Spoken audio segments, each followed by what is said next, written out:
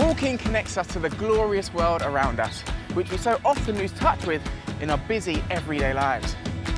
It's good for our health and lifts the spirits like nothing else. That is the most incredible view I've ever seen.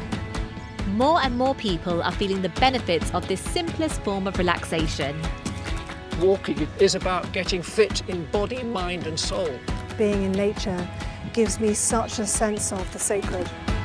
And in this series, we're going to be joining them. I'm Marine Baig. And I'm JB Gill. Come join us as we celebrate the joy, wisdom and beauty to be found not only in Britain's incredible religious spaces. There's something really special when you enter a place like this. But in its people as well. You're really casting everything else away, all the problems of the day. So important for our well-being. If you're mindful and spend time in the present moment, then you'll have a much richer life. We'll be discovering Britain's hidden cultural and historical treasures. Imagine what this would have been like in its former glory. Unreal.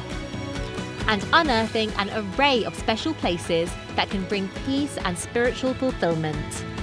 Dartmoor is my temple. Dartmoor is my cathedral. No matter where you live, there's some trail or route you can walk. So put on your walking boots, put your best foot forward, as we embark on some walks of life.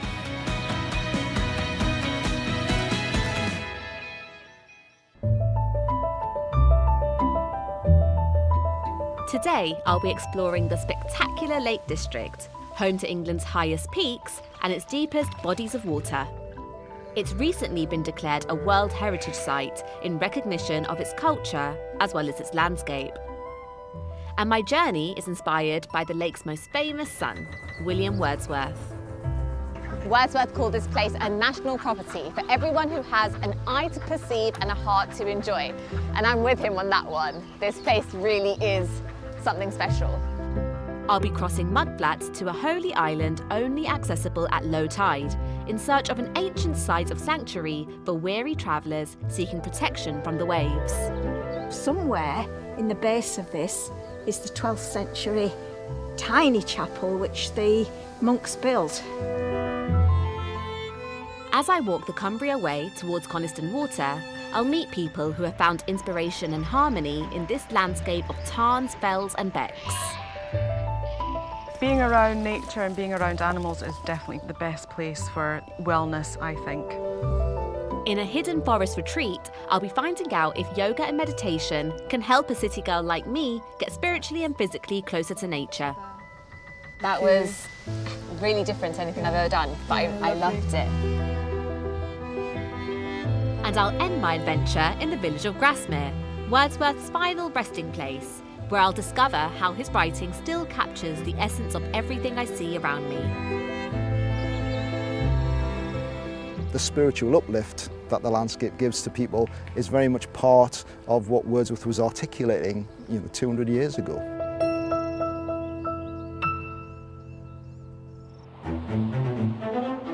My Lake District walk will begin in the market town of Ulverston, but I'm starting on the other side of Morecombe Bay in Sandgate, an important area for sheep farming and shellfishing.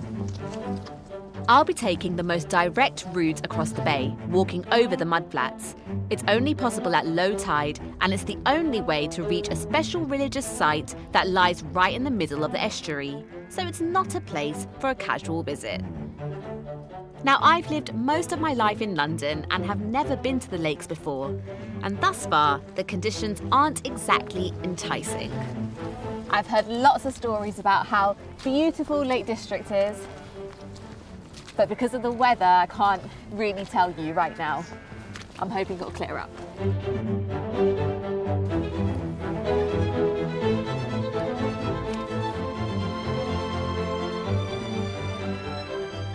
My walk today is on the land that inspired the incredible art of William Wordsworth, one of the UK's greatest poets, who wrote about this very stretch of sand and a tiny island that is somewhere in the distance. Wordsworth was born in nearby Cockermouth in 1770 and lived in the Lake District for most of his 80 years. I used to be an English teacher, and whilst I've always known that his love for this area was a major inspiration, I've never had a chance to experience it for myself. In perhaps his greatest work, The Prelude, he explores how his feelings for this landscape grew throughout his life, and he describes the journey across the bay I'm about to take. As I advanced, all that I saw or felt was gentleness and peace. Upon a small and rocky island near, a fragment stood, the low remains of a dilapidated structure, once a Romish chapel where the vested priests said matins at the hour that suited those who crossed the sands with ebb of morning tide. I can imagine people reading the description and wanting to make the same journey and see the same sands and the same views. He makes it sound so beautiful. I can't wait to see it for myself, so to help me find the way safely, local historian Jennifer is joining me. Her family have fished these waters for years. Take the wrong path and you could quickly be overwhelmed by the incoming tide, so it's recommended you only attempt the crossing with a guide. Hiya, Jennifer. Hello. Nice to meet you. How do you do? Good, thank you. Are you ready to take me on a little walk? Yes, we're going to walk across to the island in the distance over there. Is it okay in this weather? Yes, we just have to be careful where we're going in the softer places, but there shouldn't be a problem.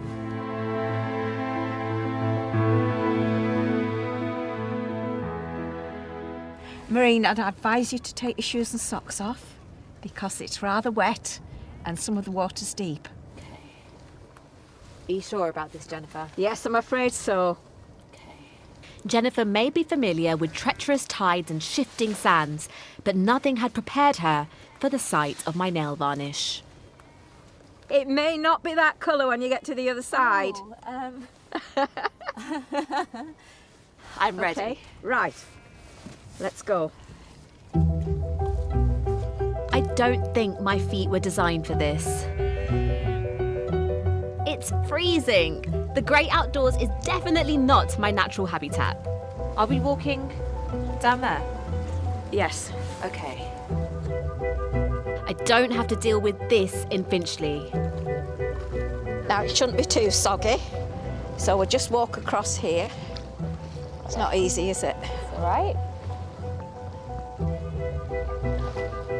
Oh, that's nice. Oh, soft. Okay, got it. Chapel Island is just 360 metres long and 50 metres wide, and for travellers who want to avoid the long walk round the headland, it is perfectly positioned to provide a refuge from the rising tide. So we're walking in the footsteps of William Wordsworth.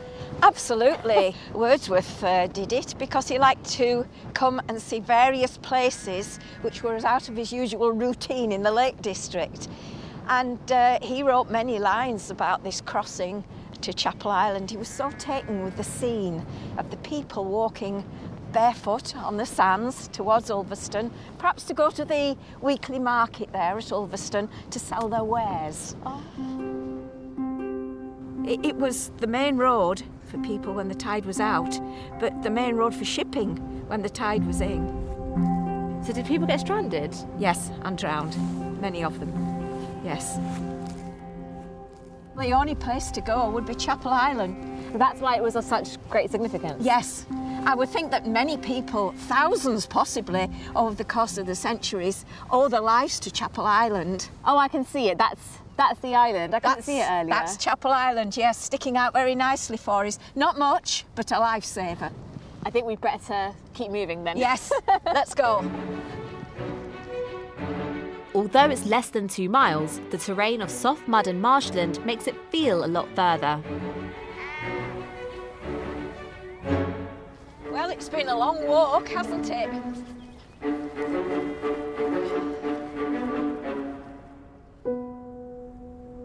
In the 12th century, Augustine monks from a nearby priory constructed a small chapel here for travellers to say prayers of thanks for their safe passage across the bay.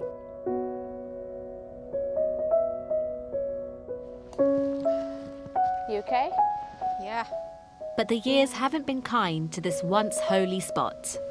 What is this? In the 1820s, The gentleman who owned the bigger house at the new Coniston Priory, he decided he would like a folly or sham castle. And of course that fell down, but this is the remains of the sham chapel, though somewhere in the base of this is the 12th century tiny chapel which the monks built. It's incredible to think that a few years ago, this place saved so many people, and we're standing here now, and there's not much left of it, but it's still incredible to think what it meant, what it must have meant to them. I think probably with it being called Chapel Island as well, it would inspire people to think in religious terms, wouldn't it? Especially if they've just been saved from the sea. Right, I think we better move because the tide is starting to come in any time now. We don't want to spend the night here on the island, do we? No, I love it here. Let's go. But I don't think that's a good idea. Let's go. These days, the shores are protected by the Ulverston Inland Rescue. Its 15 volunteers are on call 24 hours a day, 7 days a week, to respond to anyone who gets stranded out here. And though it's not normally a service they offer, they've agreed to give me a lift to the other side.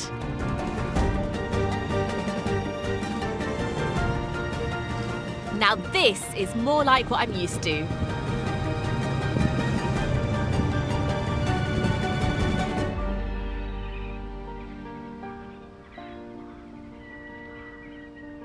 Now I can see the tides come in and it looks so different to how it looked when I was here earlier. And I can see how this has a potential to be very dangerous. But when I was on the other side of the shore, walking barefoot in the sand, it felt so invigorating. There was something about feeling your skin on the sand that gives you this sense of freedom and makes you really feel connected with nature.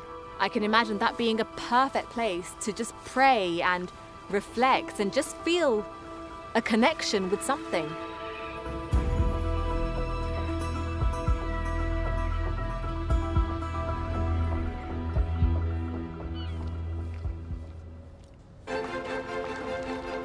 Now that I'm back on dry land, my journey into the Lake District itself can begin. I've devised a route that follows the first section of the Cumbria Way, a 74-mile trail that bisects the heart of the region and runs on into Carlisle. My guidebooks tell me this region covers 912 square miles of forests, mountains, and of course lakes. There are 16 of them, including Windermere, England's largest. It's the most visited national park in the UK, attracting 15.8 million tourists every year. There we go, it's the start of the Cumbria Way. The idea of somehow preserving the lakes for the nation was something William Wordsworth campaigned for throughout his life. I've arranged to walk a while with Melissa, the assistant curator of the Wordsworth Museum in Grassmere. But what was it about this land and landscape that Wordsworth loved so much that it inspired his art? I think obviously the beauty of the landscape was a great source of inspiration for Wordsworth, but also he had such close ties to the landscape here throughout his life. So he was born here in the Lake District, he lived actually most of his life here in the Lake District, and I think he always found something within it, whether that was the people or the place or certain parts of the landscape, the mountains, the lakes, the rivers. There was always something that he found to inspire him. But he did move away to university, didn't he? He went travelling as well in Europe, so he did see a bit of the world, but he always had a dream of coming back here to the Lake District to live, and he did that in 1799. Well, I'm not surprised. Even if you look at the view from here, as far out as you can see, it does look completely unspoiled. And the more you look, the more you start noticing the different patterns, the different colours, and the way the land just blends into the sky. It is beautiful.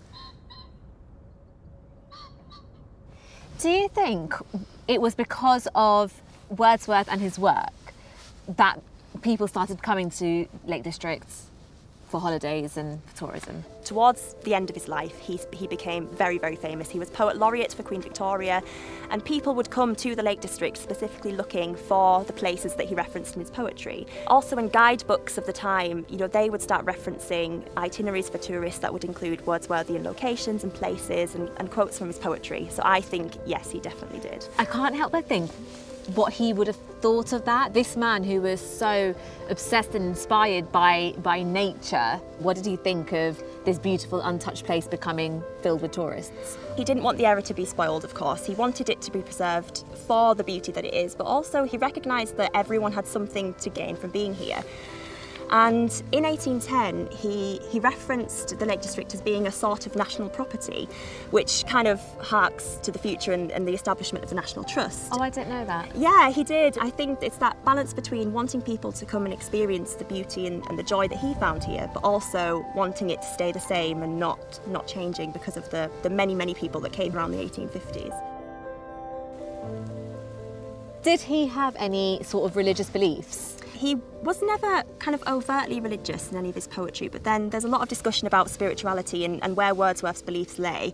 He, in his life, was guided by nature a lot, so he would take the time to really notice and appreciate the kind of movements of nature throughout the seasons, throughout the year, even throughout the day, which here in the Lake District, you know, the weather is so changeable and the scenery can change in a second. Yeah.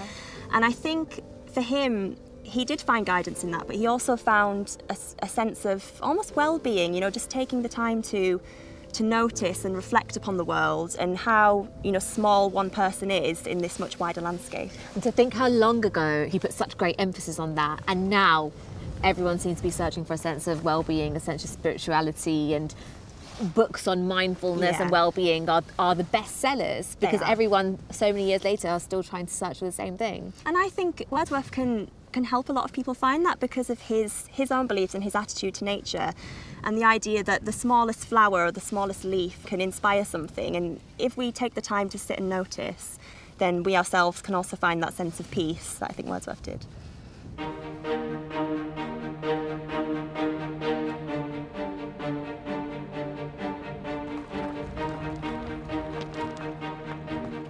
After enjoying Melissa's company, I'm continuing alone along the Cumbria Way up towards Kirkby Moor, which is over 300 metres high and where, I'm pleased to say, the mist is lifting.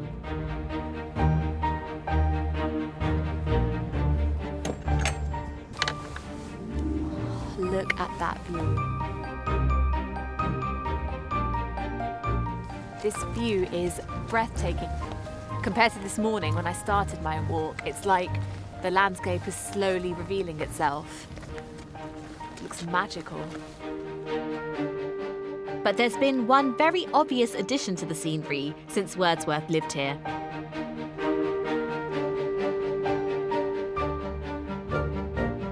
This is one of the oldest wind farms in the country, celebrating its 25th birthday this year. All around there's heather starting to flower, mixed in with these wind turbines, and the views across the national park. It really is a mix of old and new.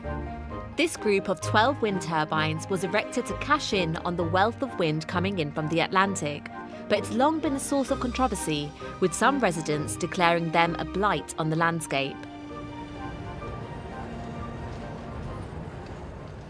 Personally, I like them. They seem elegant, and it feels very logical to me to try and harness the natural power of the wind. I wonder what the great poet would have had to say about them.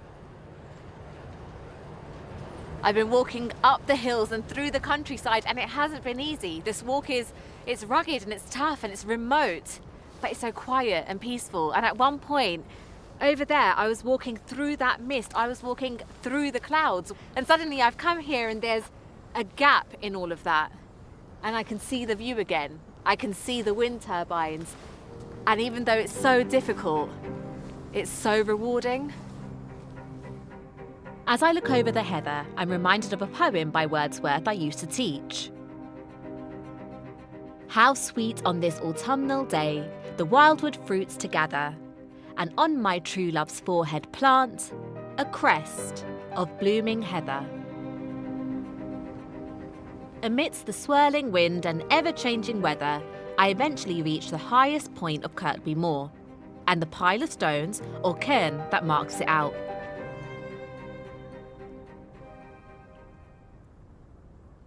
Cairns can be landmarks, spiritual symbols to show in burial mounts, or be used for astronomy, pointing to the sun to help with solstice celebrations or rituals.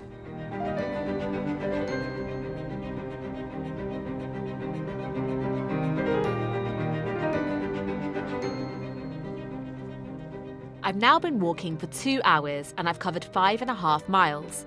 As I drop down from the heights of Kirkby Moor, I can feel the temperatures steadily rise, and it's definitely looking up by the time I reach the valley of the River Craig, where I've arranged a pit stop. I can definitely feel a spiritual connection with this landscape growing inside me, but as a Londoner born and bred, I can't really imagine ever living somewhere like this. Could I survive? Could I make a go of it? Well, I'm on my way to meet a girl like me who has done just that. Maria once lived the city life as an artist, but she packed her bags and came north to work on this traditional Lakeland farm. Maria. Nice to meet you. Lovely to meet you. Those nails aren't farmer nails. Well, I'm getting used to the farmer life. You've lived in Edinburgh, London, and now I find you in the middle of these fields in the Lake District. I know. How did you end up living here? So I moved to the Lake District about 8 years ago and worked with various artists and decided that actually working with animals was more fun. Am I allowed to have a look inside? Yeah, well, we need to milk honeysuckle, so you can come in and maybe give a hand if you'd like. Yeah, you ever milked a cow before? Milked a cow before. Let's take her in. She's a sweetheart, so she'll be no bother. I'm not so sure. Come on, good girl. Come on. Come on. Come on, honey. Honeysuckle's not listening. Let's go. She'll finish the food and then she'll come. Good girl. Maria moved here to live with her partner John 5 years ago. His family have farmed this land for the small matter of 6 centuries. Hi, John. Hiya, how are you doing? So we're going to milk honeysuckle. You'll have to warm your hams up first. Okay. All right, I'm ready. So if you just lift it up and sort of bend it there so it traps the... Milking a cow is totally out of my comfort zone. But if Maria can do it, I should at least have a go. Oh, God. There we go. Right. So you can see the milk going down the pipe. Oh, wow.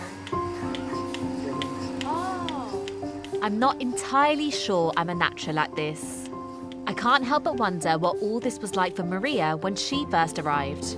When I joined John on the farm, I was just like an extra sheepdog for him. So I would just open the gates and sort of help round up the sheep, and he'd shout at me and tell me where to stand. But actually I just loved it so much working on the farm. Put that arm round there. If I'm honest, I'm not really feeling the love, but at least some milk has ended up in the bucket. There you go. Nice fresh milk. Oh, wow. That's a lot of milk. We take off what we need and the rest the calves drink. So we've got the milk, and I'll take you over to my side of the farm. Okay. Oh, you've got separate sides. Yeah, the clean side.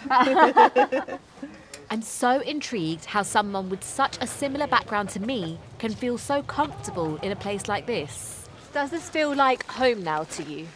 Yeah, actually it really does. Out of all the places I've lived, weirdly, it's here that I feel most at home. What is it that this place offers you that perhaps the city didn't? Probably that you become a part of a community, which in a city, it always feels transient, like it doesn't really matter if you're there or not. And being around nature and being around animals is definitely the best place for wellness, I think. And Maria has found a way to keep her creative instincts alive. This is my bit of the farm. Okay. It used to be where they milked the cows, actually, Right. but now this is just where I make the soap. You make Honeysuckle. soap out of honeysuckle's milk? Yes. Amazingly, soap can be made from any liquid, and Maria's Jersey milk is just perfect as it's highly moisturising. Oh, wow. That is not what I was expecting. That's the prettiest soap I've ever seen. Yeah, so all of the fragrances relate to our work on the farm and the seasons. I just love trying out different colours, trying out different fragrance combinations, thinking about names of the soap. Oh, they have names? Yeah, What are they called? that's tea in the bluebells. Oh, right. So it's made with Earl Grey tea and obviously honeysuckle's milk and bluebell fragrance. That is brilliant. So what made you think, I want to use honeysuckle's milk and start making soap? Well, it was more because I wanted a Jersey cow and I didn't realise quite how much milk they produced. I didn't want to waste it. And I thought about making cheese, but I'm not a big cheese connoisseur. And I thought, well, why don't I try soap? So I tried it and it was amazing. And John really persuaded me to take it a bit further and turn it into business. So I guess this was a big part of you owning your place in the farm. Yeah, I guess it's about celebrating what we have on the farm and making the most of it. Maria has made a real personal and professional success of moving to the lakes, but I'm wondering about her spiritual journey. I want to know how her new surroundings have influenced her faith. I was brought up as a Christian and went to church in Scotland. My dad is from Pakistan. Oh, so am I. Oh, right, from Pakistan? I'm from Pakistan, yeah. Oh, wow. Were you born in the UK, though? Yes, I was. Yes. And my family's Muslim. Pakistan's just considered a Muslim state, but actually there's thousands of Christians living there still. Would you say that your faith still holds an important part in your life? Not on the surface of my life, but probably deeper. What I learned through growing up and going to church is quite ingrained, even though I might not say that I'm a practicing Christian. But for you, would you say you're a practicing Muslim? I get asked this a lot, and I think, I don't know, I feel like I never know how to answer. I just think faith is such a personal thing. Like, yeah, it should it's be such a personal thing. If you think you're Muslim, you're Muslim. I think I'm practicing, yeah. But how other people would view it, I don't know. Yeah, it shouldn't really matter though, should it? I think it's so interesting how you said your faith, you know, you don't follow your faith on the surface, where actually in your day-to-day life it feels like those core values and morals that all religions teach are so naturally embedded, looking after everything that God has created around you, looking after the plants and the animals, giving yourself to give something back. Yeah, it's true, and all religions do teach those very basic fundamental things of being kind. Kindness. Yeah, kindness. That's what it comes down to. Yeah, and sharing. So you've seen a little bit of my life. Do you think you could give up London now? Do you know, I think what you are doing is so great. And even though I would like those moments to get away from the busy life and sort of hectic city living, I don't know if I could do this. I don't know, you've given up everything and devoted yourself to the animals and to nature. I don't know if it's for me. I don't feel I've given up anything. I feel I've only gained. I loved chatting to Maria. I have nothing but utter admiration for the confidence and certainty she has about the choices she's made.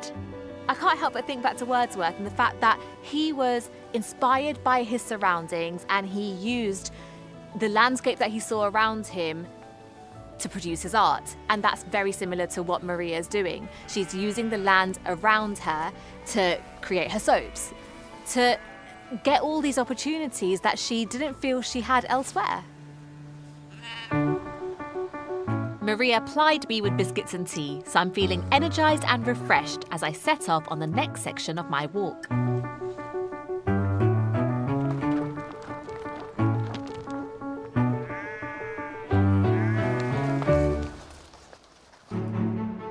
I'm continuing north to the 5th largest of the lakes, Coniston Water, which is 5 miles long and half a mile wide.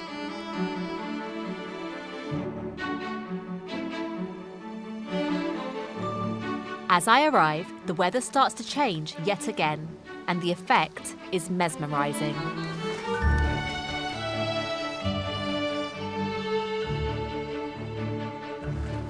That is stunning. You can see the mist on top of the lake. Far, far away, you can see trees and hills, and the sky and the water literally blends into one. Everything's silver. It looks totally surreal. The Cumbria Way continues along the shoreline of Coniston Water, but I'm going to take a shortcut. By taking a cruise, I'll save 5 miles of walking and get a chance to take in the stunning Lakeland scenery as I go. And that is my boat. Robert, hello. Hello. This is so exciting. Hello there. Lovely to meet you. And I'm getting my own private tour from local guide Robert. This whole place is so beautiful. It is. And you get to see it every day? It's not a bad office to come to, really. It's, yeah. As we set off, Robert tells me how Coniston became world famous in 1939, when Sir Malcolm Campbell broke the water speed record in his boat Bluebird. Oh, here we go. Tragically, in 1967, his son Donald died here, attempting to do the same. His version of Bluebird somersaulted and sank shortly after reaching a speed of nearly 330 miles per hour. In happier times, these waters inspired works by some of my favourite childhood writers, like Beatrix Potter and Arthur Ransome, who based his novel Swallows and Amazons on his experiences here. In Swallows and Amazons, the lake is described as the Great Lake in the north. Arthur Ransome chose the locations and then he mixed them all up rather like ingredients of a cake mix for his lake in the north. But I think the character of the stories is most definitely here on Coniston. We're just about coming up to Peel Island, which is actually Wildcat Island. Wildcat Island in the books, yeah. We're actually looking straight into the secret harbour. Oh. And it really is a secret today, there's nobody there. You get to see these views nearly every day. Do you feel like since you started this job there's been a difference in yourself? I'm not sure that I've changed an awful lot. What I love doing and what my job is really is to inspire the visitors who are maybe seeing it for the first time. And in my case, knowing and loving the Arthur Ransome stories, hoping that these visitors will maybe read the book. So we're just about to pass Brantwood House, and that was the home to John Ruskin for the last 28 years of his life until his death in 1900. He was one of these multi-talented Victorians, writer, painter, poet, social reformer, art critic, philosopher. Like Wordsworth, Ruskin had a great love of the lakes, and his life's work emphasised the connections between nature, art and society. The towers and turrets on the front of the house were added by Ruskin, and the right-hand one at the very front has a light burning in it.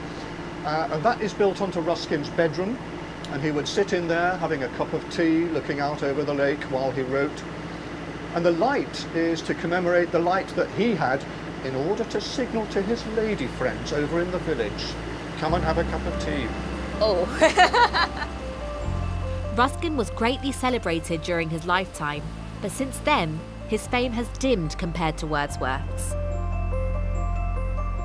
I'm so excited to be here because I've been reading descriptions of this place my whole professional life. I feel like I'm acting out the scene from the extract of the Prelude that we teach at GCSE. I dipped my oars into the silent lake, and as I rose upon the stroke, my boat went heaving through the water like a swan. When, from that craggy steep till then, the horizons bound a huge peak, black and huge, as if with voluntary power instinct, upreared its head.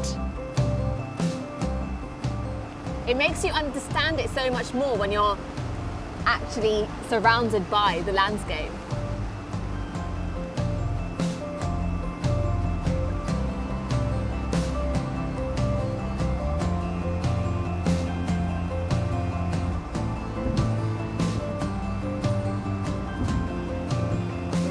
Thank you so much. End of the voyage. Robert, I loved it. That was magical. Thank you for coming. You're very welcome. Oh, bye lake. If you're feeling adventurous, you don't have to take organised cruises. Boats of all kinds can be hired here, whether you fancy sailing, rowing or rafting. Wordsworth called this place a national property for everyone who has an eye to perceive and a heart to enjoy. And I'm with him on that one. This place really is something special, even in this weather. It's time to head north to join the woodland trails that will eventually lead me to Wordsworth's final resting place in Grassmere. But as I put the lake behind me, the weather is getting worse. It's really raining now. Thank God for my waterproofs. At least I'm feeling toasty and warm. And I have to say, feeling the rain on my face is quite invigorating. And I never thought I'd be thinking that. Within 20 minutes, the skies have started to clear and I'm genuinely feeling much more connected to my surroundings than I was at the start of my walk. And that's absolutely the right mindset to have for my next stop, one of a handful of meditative retreats you'll find in these parts. It sounds like the perfect place to rest up for the night. This is the yoga and meditation retreat. I'm a little bit exhausted, so I can definitely do with some relaxation. The retreat is run by Susie, who moved here from London 8 years ago. Just like Wordsworth, she's formed a special bond with the Lake District and considers it to be the perfect place for her to teach spiritual well-being. Hey, you're here. Susie. Welcome, yes. Thank you for having me. Yeah, Yes. pleasure, welcome, welcome. What a beautiful spot to have a yoga and meditation retreat. Yeah, How did you fantastic. get into it? Quite a few years ago, I had the vision of a place for people to come and connect to nature and relax. And yoga and whole foods and meditation are a perfect way to bring a better well-being to body, mind and spirit. So we're going to be doing some yoga today, aren't we? We're going to do it in the woodlands. I can't wait. Follow me. Yes. Susie teaches Hatha, one of the main forms of yoga. It concentrates on exercises that are designed to align and calm your body, mind and spirit in preparation for meditation. Oh, wow. Yeah, it's good. Yes, it's lovely. We're going to cross the bridge and go up into the woodlands. It's like a secret forest. Yeah, it's the enchanted woodland.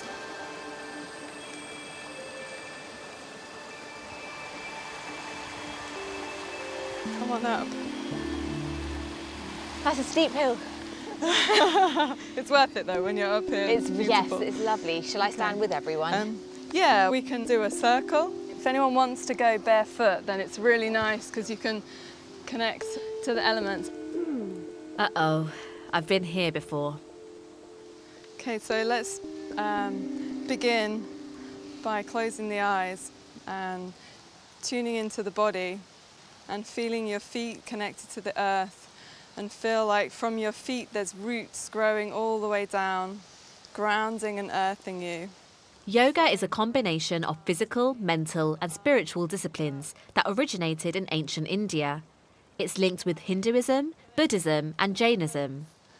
Even to the rain, stretching up. At first, I feel a little bit out of place, but as I follow Susie's lead, I get more and more into it.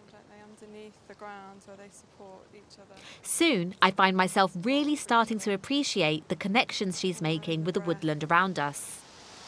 Allowing awareness of your roots and your energy lifting you up. And back into mountain pose. And bringing your hands to prayer position at the heart center. And gently opening your eyes. And as you do that, we say namaste. Thank you. Namaste. Namaste. Thank you so much. I really enjoyed that. That you. was really different to anything I've ever done, but Yeah, I lovely. loved it. Great, super.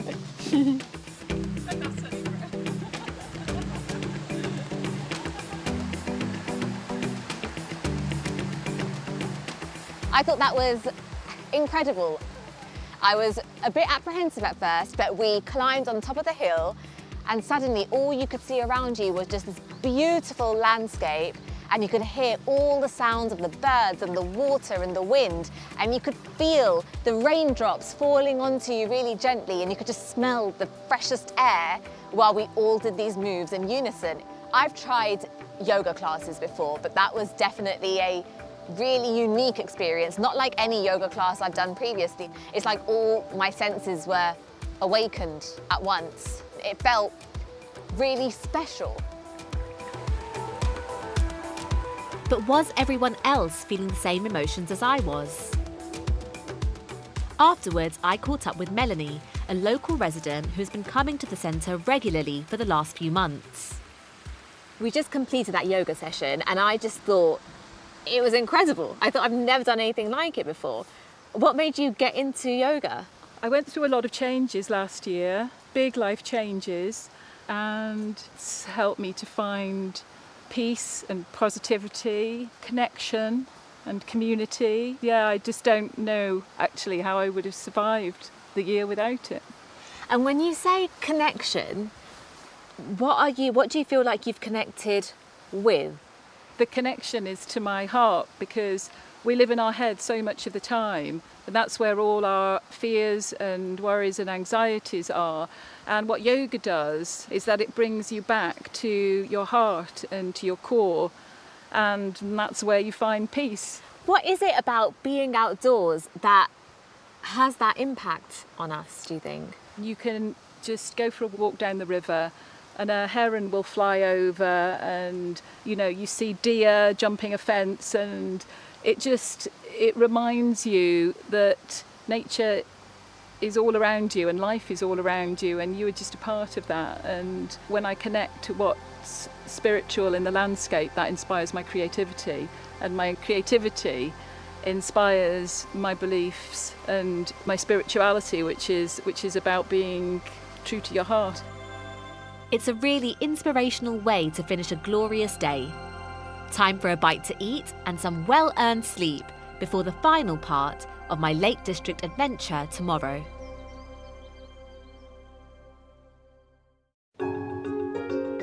Next morning, I'm up with the birds and raring to go. I walk the 6-mile path through Barngate and Skelwith Bridge, and after 2 hours, my destination comes into view. I'm told it's one of the most picturesque villages in the whole country. I'm going to Grassmere, where Wordsworth spent most of his life, and in fact, he wrote his most famous poem of all, Daffodils, here.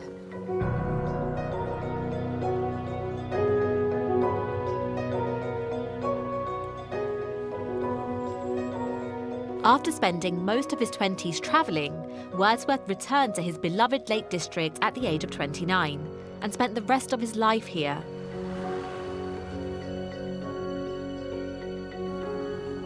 This is Dove Cottage, the home he shared with his wife and his beloved sister Dorothy, and where he composed most of his work.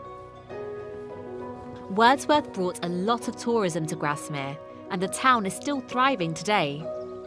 There's one business, tucked away next to the local church, that particularly appeals to my sweet tooth. This is it, it's the gingerbread shop. It looks really cute. And it's like stepping back in time. Hi, are you Joanne? I am. From Marine, it's lovely to meet you. Too. This is such a beautiful, cute little place. Thank you. I wasn't quite sure what to expect in here, but it's lovely. You run this gingerbread shop, which is quite the tourist spot now, isn't it? Yeah, it's a real mecca of people coming here from all over the world, and we've been going 164 years. My goodness, 164. And it's got quite a history with the land. It does. I mean, originally the building itself was built in 1630 as a school, and it's where Wordsworth used to come and occasionally teach. What's the connection with the church and the cottage? Well, after the village school finished, the church decided to rent it out to a poor and needy family, and it was Sarah and her husband Wilfred and their children that were poor and needy, and it became her home, and this is where she ran her business from. And actually today we still rent the cottage from the church, from the Diocese of Carlisle. So the church was a real significant part of how this whole thing started? Very much so, because obviously if the church hadn't given it to Sarah, then no, she wouldn't have been here. and she would actually bake cakes and she would sell them outside the shop on a tabletop, on the top of a tree stump. And she'd sell gingerbread and Helvellyn cakes, which is named after the mountain, Helvellyn. And she would talk to the first tourists, who were the Victorians that came to see Wordsworth's grave, which is next door in the beautiful church. Why do you think the gingerbread still brings in, all these years later, so many tourists? Well, it's become obviously world renowned, but there's lots of interesting things about the business. One is that it's a secret recipe. What is the secret recipe? Well, I don't know, because it's a secret. Even I don't know it, even though I'm third generation of my family to be in the business. People love the whole experience, and it's very quintessentially English, so for the foreign visitors, they just love it.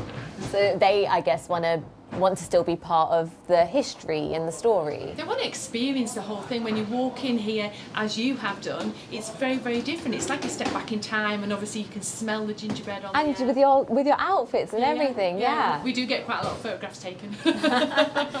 I know it's a secret, but am I allowed to try some gingerbread? And maybe I can figure out the recipe. Of course you can. So now what you expect is cross between like a biscuit and a cake, crispy and chewy, and very Moorish.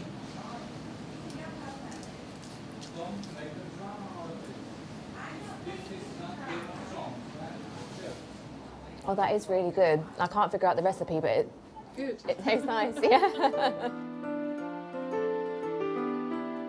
Joanne then offers me a further treat. She says I'm allowed to take a look in the kitchens, even though they're not usually open to the public. Never wrapped gingerbread before? Well, it's first.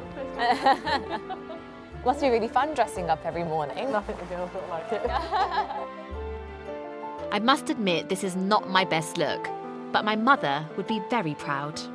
Coming into the kitchen, it's very, very small in here. It's going to be very, very hot in the summer and very cold in the winter. That's the secret mixing room, so we can't go in there. We're not allowed in there, got it. And then we've got the gingerbread here ready to go into the oven. And once it's baked, it comes out, it gets cut, and then it goes onto these racks here to be cooled. Right. And once it's cooled, we take it off the trays, ready to go straight into the shop to be wrapped. And that's exactly what I'm going to show you today. Okay. You maybe need to watch me first because it's quite hard to do. Her hands are like a blur. And that's how we wrap it. Right, you're going to have to go a little bit slower than that. This is 6 pieces here. You take the 2 ends together. Got it. And then you fold it down. And as you fold it down, you put a crease in it. Is that right? Yeah. Down. So imagine it was a present. Okay, wait, I can do this. So, it's there. Yeah. And then I fold it in the middle and put a crease in it. Fold it inwards like this, and as you're folding it in, you put a crease in it like that. Got it. Okay, I'll help you. I'm almost as bad at wrapping gingerbread as I was at milking. It's not bad. I've seen better. And let's have a look at the back to see how neat it is. You know, I don't think you're going to get a job here. Oh, no. No, I promise I'll work really hard. It's just my first time. You can be the chief taster, though. Yes.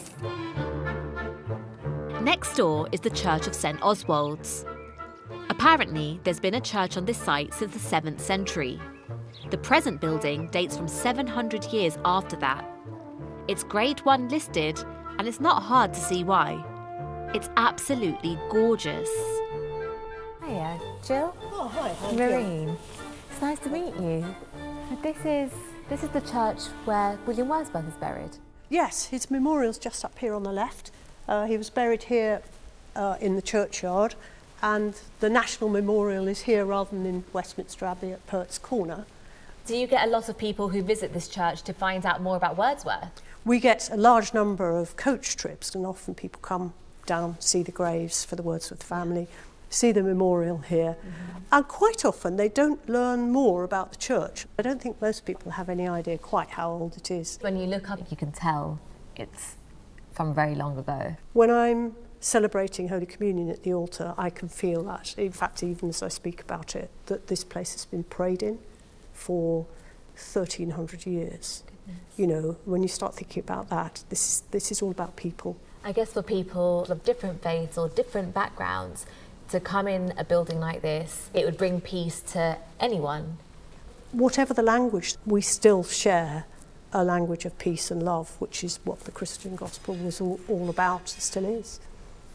So I've been doing this walk and I've seen how so many people from Ruskin to Wordsworth have been inspired by this landscape and the scenery. Your church is surrounded by such a beautiful landscape. Does that influence you in any way? Very much so. The natural world is still linked with us here in Grassmere. It speaks to us as it spoke to Wordsworth, because there's a timelessness here. Our East End has a clear window for that reason, because everybody here looks out at the fells. That's why it hasn't got stained glass intentionally. It is in the most beautiful setting, and actually everybody who walks in feels a sense of peace. I noticed that the church is built in front of a river. It's right by the river, because the way of coming into the Christian church is through baptism, and in the ancient times they would have just taken the people into the river and poured water over them. Whenever we do a baptism here now, we always say, well, you would have been outside, but fortunately we now have a font. It's a bit chilly these days. And what about you more personally? Do you feel a connection with this land? Very much so. I actually walk a lot with my Labrador dogs, and that gives me a great opportunity to be outside. But the beauty of the world around us, it just makes you want to sing or to pray. I guess when you're really out there in between it all, that's when you start to notice the detail in every single thing that's been created, and it's mind-blowing if you think about it.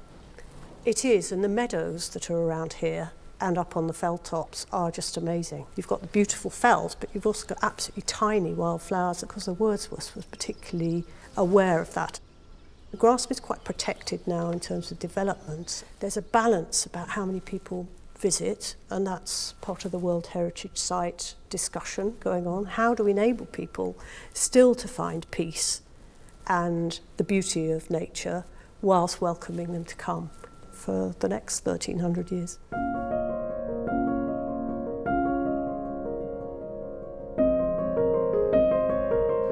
In the graveyard lies the resting place of Wordsworth. He was buried here in his beloved Grassmere in 1850, having reached the age of 80. Michael McGregor is the curator of the Wordsworth Museum. Michael? Hi. Hi. It's nice to see you. The book gave it away. Yes, I thought it might have been. So this is where Wordsworth was buried? That's right. Wordsworth and a number of members of his family are buried here in the churchyard, yes. What did he love so much about being here? I think it's very important to remember that Wordsworth was born and bred in Cumbria. He comes here as a boy, actually, a schoolboy, and he writes about this in a poem called Home at Grassmere, and he recalls standing and looking down on Grassmere Lake from Loughrig and saying to himself, what happy fortune were it here to live. And he describes paradise before me, he's echoing Milton in that sense.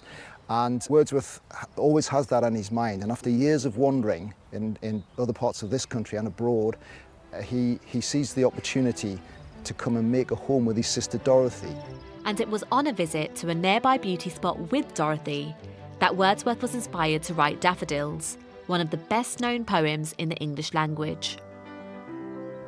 I wandered lonely as a cloud that floats on high o'er vales and hills, when all at once I saw a crowd, a host of golden daffodils. Beside the lake, beneath the trees, fluttering and dancing in the breeze. Continuous as the stars that shine and twinkle on the Milky Way, they stretched in never-ending line along the margin of a bay. I gazed and gazed, but little thought what wealth the show to me had brought. For oft when on my couch I lie, in vacant or in pensive mood, they flash upon that inward eye which is the bliss of solitude. And then my heart with pleasure fills and dances with the daffodils. So I guess he wasn't only describing the daffodils as he saw them, but it was also about how your imagination has the power to take you back to memories and images that did make you happy.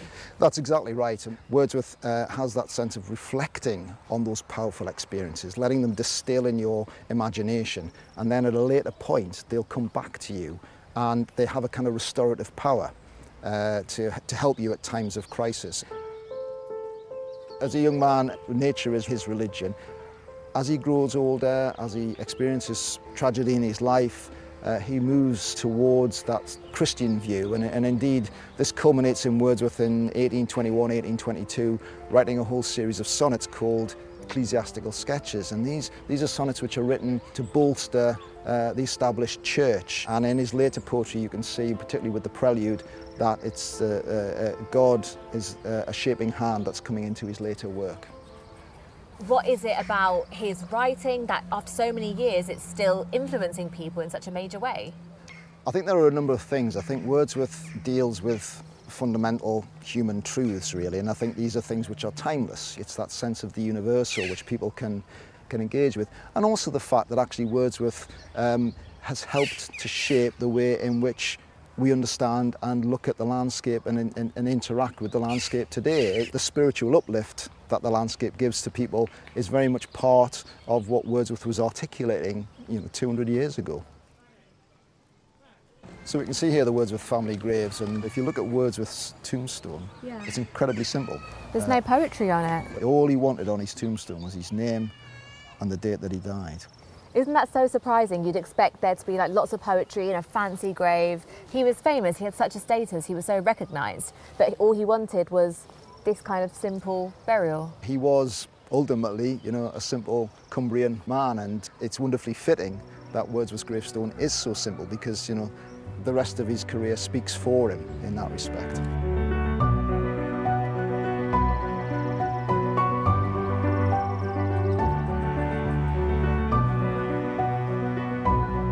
Grassmere is a fitting place to end my journey through the beauty and wonder of Wordsworth's landscape.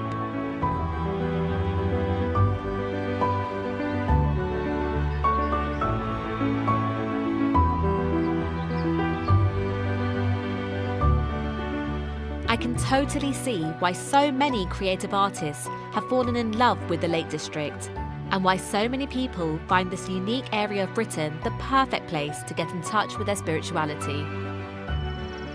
What I've personally learned on this walk is that sometimes instead of rushing around and focusing so much on the past and the future, we need to really take a moment to observe what's around us and be in the present and really enjoy it.